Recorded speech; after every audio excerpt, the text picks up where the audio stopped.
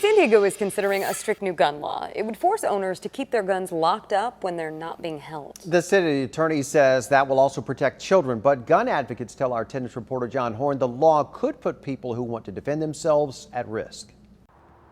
The city attorney made her announcement here at a playground at Mission Bay. She wanted to emphasize it's about protecting children from tragedies that are easily preventable. And when our children visit a friend's home, many of us ask that awkward first question: do you have guns in your home? City Attorney Mara Elliott says if the answer is yes, she wants to make sure those guns are kept out of reach. In other words, she wants to avoid a repeat of what happened in Scripps Ranch in 2013 when 10-year-old Eric Cliaz was fatally shot when playing with a gun inside a friend's garage. 2 families were torn apart that day, but the impact of his death cut deeper than that. Elliott now proposing what she calls a common sense gun safety ordinance. She says the state requires guns are sold with an approved locking device.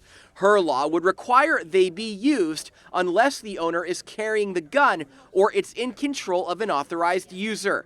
Violators could face up to 6 months in jail or a $1,000 fine. This is something that invades someone's choice in their own home. Michael Schwartz heads the San Diego County Gun Owners PAC. He says the law is duplicative and that education is the better approach. So whether or not you have a child, maybe you're a single woman who lives at home and now she's taking away a number of choices that a single woman has to be able to defend herself in her own home. The proposed ordinance says it will not substantially burden a person's ability for self-defense at home. John Horn, 10 News. Elliott says that police would not be knocking on doors to enforce the law, but would issue citations when responding to other calls.